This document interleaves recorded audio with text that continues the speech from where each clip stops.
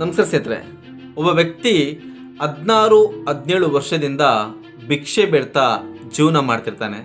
ತನ್ನವರಂತ ಯಾರೂ ಜೊತೆಲಿರಲ್ಲ. ಭಿಕ್ಷೆ ಬೇಡೋದು, ತಿನ್ನೋದು, ಮಲಗೋದು ಇದೇ ರೀತಿ ಅವನ ದಿನಚರಿ ಆಗಿರುತ್ತೆ. ಒಂದು ದಿನ ಭಿಕ್ಷೆ ಬಿಡ್ತಿರ್ಬೇಕಾದ್ರೆ ಆ ವ್ಯಕ್ತಿಗೆ ಒಂದು ಡೈಮಂಡ್ ರಿಂಗ್ ಸಿಗುತ್ತೆ. ಆ ರಿಂಗನ್ನು ತಗೊಂಡೋಗಿ ಬಂಗಾರದ ಅಂಗಡಿಗೆ ಹೋಗಿ ಇದರ ಬೆಲೆ ಎಷ್ಟು ಅಂತ ಹೇಳ್ತಾನೆ. ಆಗ ಆ ಅಂಗಡಿಯವರು ಆ ರಿಂಗನ್ನು ನೋಡಿ ಇದರ ಬೆಲೆ ಸುಮಾರು $4,000 ಇದಕ್ಕೆ ಸಿಗುತ್ತೆ ಅಂತ ಹೇಳ್ತಾರೆ.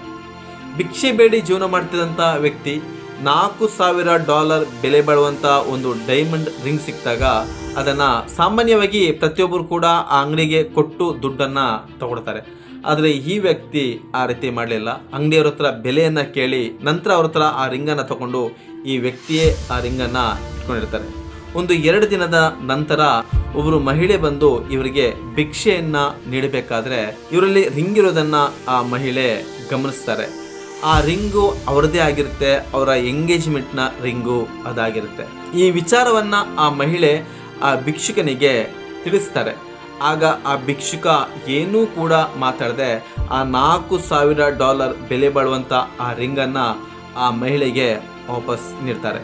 ಬದಲಾಗಿ ಆ ಮಹಿಳೆ ಈ ಭಿಕ್ಷುಕನ ಆ ಗುಣ ಸ್ವಭಾವಕ್ಕೆ ಮನಸೋತು ಅವರು ಏನು ಮಾಡ್ತಾರೆ ಅಂದರೆ ಒಂದು ಅಕೌಂಟನ್ನು ಓಪನ್ ಮಾಡಿ ಇವರು ರಿಂಗನ್ನು ವಾಪಸ್ ಕೊಟ್ಟಿರುವ ಬಗ್ಗೆ ಮಾಹಿತಿಯನ್ನು ನೀಡಿ ಅವರಿಗೆ ಸ್ವಲ್ಪ ದುಡ್ಡು ಆ ಅಕೌಂಟಿಗೆ ಹಾಕಿರೋ ವಿಚಾರಗಳನ್ನು ಕೂಡ ಪಬ್ಲಿಕ್ ಮಾಡ್ತಾರೆ. ಪಬ್ಲಿಕ್ ಮಾಡಿದಾಗ ಇದು ತುಂಬ ದೊಡ್ಡ ಮಟ್ಟಕ್ಕೆ ಇದು ವೈರಲ್ ಆಗುತ್ತೆ.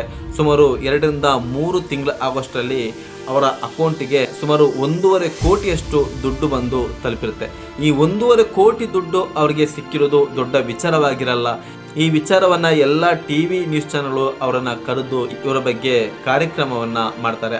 ಆ ಕಾರ್ಯಕ್ರಮಗಳು ಕೂಡ ತುಂಬಾ ಯಶಸ್ವಿ ಆಗುತ್ತೆ. ನಂತರ ದಿನಗಳಲ್ಲಿ 16 ವರ್ಷದ ಹಿಂದೆ ಏನು ಇವರ ಕುಟುಂಬವನ್ನ ಕಳೆದುಕೊಂಡಿದ್ರು 16 ವರ್ಷಗಳ ನಂತರ ಮರಳಿ ಆ ಕುಟುಂಬ ಇವರಿಗೆ ಸಿಗುತ್ತೆ ಸ್ನೇಹಿತರೆ. ಕೇವಲ $4,000 ಬೆಲೆ ಬಾಳುವಂತ ಒಂದು ರಿಂಗ್ ಆ ಭಿಕ್ಷುಕನ ಜೀವನವನ್ನೇ ಬದಲಾಯಿಸಿ ಬಿಡುತ್ತೆ.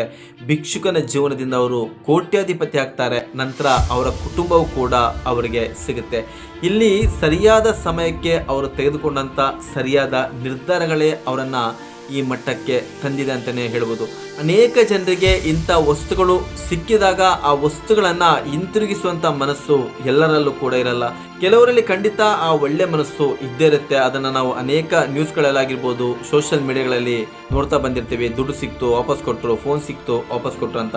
ಆ ರೀತಿ ಹಿಂತಿರುಗಿಸಿ ಕೊಡುವ ಗುಣ ಯಾರಲ್ಲಿ ಇರುತ್ತೋ ಅವರೆಲ್ಲರಿಗೂ ಕೂಡ ಯಾವುದಾದ್ರೂ ಒಂದು ರೂಪದಲ್ಲಿ ಆ ಭಗವಂತ ಒಳ್ಳೆಯದನ್ನ ಮಾಡ್ತಾನೆ ಅನ್ನೋದಕ್ಕೆ ಇದೇ ಒಂದು ಉದಾಹರಣೆ ಸ್ನೇಹಿತರೆ. ಆ ವ್ಯಕ್ತಿ ಏನಾದರೂ ಆ $4,000 ಆ ರಿಂಗನ್ನು ಮಾರಿ ಆ ದುಡ್ಡನ್ನು ಇವರು ಇಟ್ಕೊಂಡಿದ್ರೆ ಆ ದುಡ್ಡು 1 ವರ್ಷದಲ್ಲೂ 2 ವರ್ಷದಲ್ಲೂ ಖಾಲಿ ಆಗ್ತಿತ್ತು. ನಿರಂತರವಾಗಿ ಮತ್ತೆ ಇವರು ಭಿಕ್ಷೆ ಬೇಡುವ ಜೀವನವನ್ನೇ ಮುಂದುವರಿಸ್ಕೊಂಡು ಹೋಗ್ಬೇಕಿತ್ತು.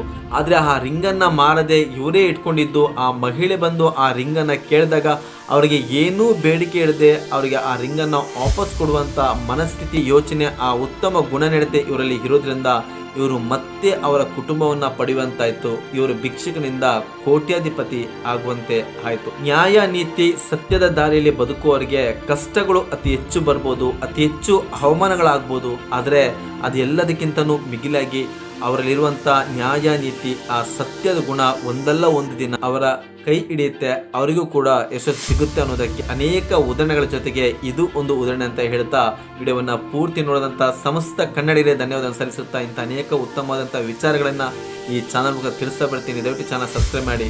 ವಿಡಿಯೋ ಇಷ್ಟ ಆಯ್ತಂದ್ರೆ ಲೈಕ್ ಮಾಡಿ, ಶೇರ್ ಮಾಡಿ. ಮತ್ತೆ ಮುಂದಿನ ಸಂಚಿಕೆಯಲ್ಲಿ ಇನ್ನೊಂದು ಉತ್ತಮವಾದಂಥ ವಿಚಾರದೊಂದಿಗೆ ನಿಮ್ಮ ಮುಂದೆ ಬರ್ತೀನಿ. ಅಲ್ಲಿವರೆಗೂ ನಮಸ್ಕಾರ ಸ್ನೇಹಿತರೆ.